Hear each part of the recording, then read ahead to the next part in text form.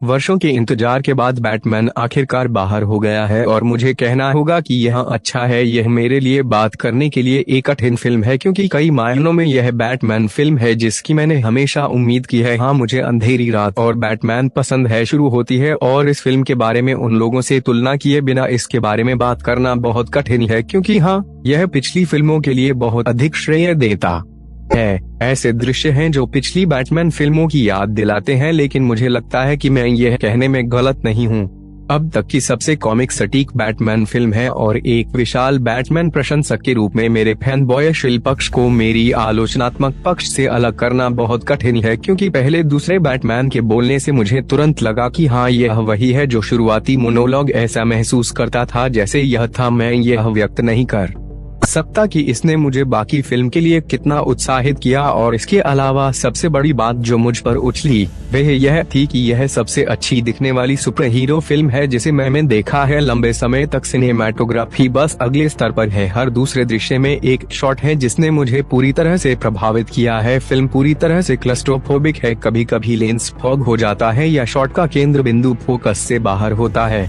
लेकिन हमारे पास यह जानने के लिए पर्याप्त जानकारी है कि क्या हो रहा है दृश्य में। यह दृश्य स्पष्टता का त्याग किए बिना सबसे डार्क बैटमैन फिल्म होने का प्रबंधन करता है। छाया काले से अधिक गहरे होते हैं और अकेले शीर्षक कार्ड से आपको बताया जाता है कि लाल प्राथमिक रंग है जिसका हम यहाँ उपयोग करने जा रहे हैं। यह एक अंधेरा और गीली फिल्म है और यह वास्तव में वाइब सेट करता है कि गोथम एक है जिसे हम शायद ही कभी दिन में गोथम देखते हैं। इस फिल्म में एक विशाल बहुमत रात में सेट किया गया है और गोथम को यहाँ इतनी अच्छी तरह से चित्रित किया गया है कि पहली बार मुझे नहीं लगता कि हम एक प्राप्त करने वाले हैं। बहुत से लोग इस बारे में बात कर रहे हैं कि अगर ब्रूस वेन वास्तव में गोथम की मदद करना चाहता है तो वे इस फिल्म में अपना पैसा दान करेगा या बेघरों को खिलाएगा। गोथम इतना छोटा है और अब तक चला गया है कि मुझे विश्वास है कि बैटमैन वास्तव में एकमात्र संभव समाधान है। और जबकि हम रेताल राजा बैटमैन के चरित्र के बारे में मेरा कहना है कि रॉबर्ट पैटिंसन का संस्करण अब मेरा निश्चित ऑन स्क्रीन बैटमैन है।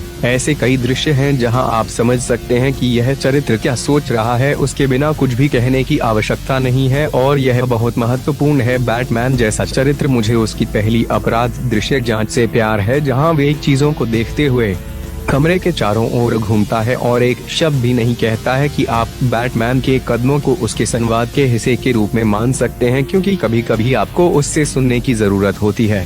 हालांकि मैं कहूंगा कि जब मैं बैटमैन के संस्करण से प्यार करता हूं तो मुझे लगता है कि रॉबर्ट पैटिंसन का ब्रूस वेन का चित्रण वांछित होने के लिए बस थोड़ा सा छोड़ देता है। मैं इस तथ्य को स्वीकार करता हूं कि ब्रूस का यह संस्करण बहुत ही समावेशी है और वे इस ब्रह्मांड और इस कहानी को फिट करता है, लेकिन मैं अभी भी बाद की फिल्मों में बैटमैन और ब्रूस वेन के अलगाव को देखना चाहते हैं। लेकिन दूसरी तरफ मुझे लगता है कि इस फिल्म का मुद्दा यह है कि बैटमैन व्यक्तित्व वास्तव में उसके पास है। उसकी बात तो इसने मेरे लिए फिल्म को वास्तव में बर्बाद नहीं किया। यह कुछ ऐसा है जिसे मैं बाद में देखना चाहता हूँ। बैटमैन न केवल इस फिल्म में सोच रहा है बल्कि वह व्यंग्यात्मक भी है जब वह अपनी कुछ पंक्तियों में से कुछ बंधना चाहता है। वास्तव में बहुत मजेदार है और मुझे यह पसंद है कि यह फिल्म कुछ गहरे हास्य को एक बहुत ही गंभीर कथा में इंजेक्ट करने से डरती नहीं है। बहुत सारे गुमराह लोग हैं जो कह रहे हैं कि यह फिल्म काफी मजेदार नहीं थी। मुझे लगता है कि प्राकृतिक जैविक चुटकुले हमेशा होते हैं बेहतर है क्योंकि वे हमारा ध्यान रखने के लिए निर्मित महसूस नहीं करते हैं। मेरा मतलब है कॉलिन फेरेल का प्रदर्शन अकेले पेंगुइन के रूप में मजाकिया माना जाता है। वे इस फिल्म में एक कार्टून चरित्र है जैसे हाँ, यह फिल्म अंधेरा है लेकिन यह बहुत जीभहीन गाल भी है जब यह हास्य बनना चाहता है। शुष्क है और कहानी बहुत ही हास्यपूर्ण पुस्तक वाई है और यह तब होना चाहिए जब यह एक ट्विच स्ट्रीमिंग सीरियल किलर को पकड़ने के लिए बैटमैन पहेलियों को हल करने के बारे में है। नोलन फिल्में तुलना में बहुत परिपक्व हैं, लेकिन मुझे लगता है कि यहाँ टोन है अधिक उपयुक्त है और बैटमैन के चरित्र के लिए सटीक, और यह फिल्म एक क्लासिक नोयर रहस्य का अनुकरण करने की बहुत कोशिश कर रही है। पहले मुझे लगा कि कुछ लाइनें दी जा रही हैं, लेकिन यह अंततः स्पष्ट हो जाता है कि यह एक पुराना हॉलीवुड बनने की कोशिश कर रहा है। नोयर फिल्म, इस फिल्म में हर प्रदर्शन या तो अच्छा है या अद्भुत, कुछ दूसरों की तुलना में बहुत मजबूत है, लेकिन इसमें अभिनेता बहुत स्पष्ट रूप से खुद का आनंद ले रहे हैं। जेपरी राइट मेरे नए पसंदीदा ऑन स्क्रीन गॉर्डन जोकरावित्ज ने मुझे एक बार के लिए कैटवुमन से नफरत नहीं की और पॉल डैनो ने दृश्य चुरा लिया है और कभी भी खराब प्रदर्शन नहीं किया है और यह यहाँ नहीं बदलता है। और ईमानदारी से यह पागल है कि कैसे 3 घंटे की फिल्म को गति दी जा सकती है और साथ ही यह वास्तव में रोमांचक है कि बैटमैन अपने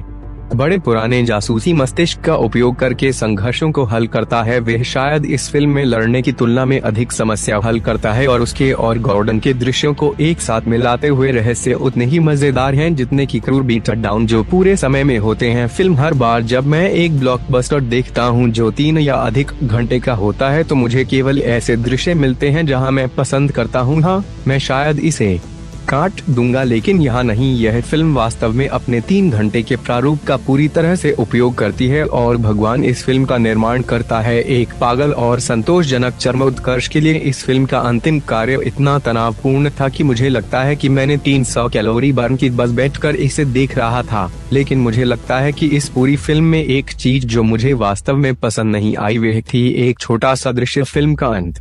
मैं कुछ भी खराब नहीं करने वाला हूं क्योंकि मैं चाहता हूं कि यह स्पॉइलर मुक्त हो, लेकिन मुझे ऐसा लगता है कि एक निश्चित दृश्य था जो बहुत शुभपूर्ण था। इसमें थोड़ा बहुत लंबा था और यह वास्तव में एक दृश्य था पूरी फिल्म जो स्वाभाविक नहीं लगी। और अगर आपने फिल्म देखी है तो आप शायद जानते हैं कि मैं किस बारे में बात कर रहा हूं। लेकिन पूरे 3 घंटों में यह तथ्य कि मुझे केवल एक दृश्य पसंद नहीं आया बहुत प्रभावशाली है। और अब तक मेरा इस फिल्म में पसंदीदा चीज और वे चीज जो जम जाती है इसे मेरे लिए एक सफलता के रूप में संपादित करें कि बैटमैन के पास एक चरित्र चाप है और यह एक चरित्र चाप है जो उसे बहुत अच्छी तरह से सूट करता है क्योंकि यह एक छोटा बैटमैन है जिसे वह केवल 2 साल के लिए दृश्य पर है और इस फिल्म में उसे सीखना है कि कैसे नहीं करना है बस प्रतिशोध का एक हिंसक एजेंट बने। उसे यह भी सीखना होगा कि एक सुपर हीरो कैसे बनना है और किसी ऐसे व्यक्ति के रूप में जिसे लगातार शिकायत की जाती है कि कैसे बैटमैन फिल्मों ने यह विचार खो दिया है कि बैटमैन होना क्या है।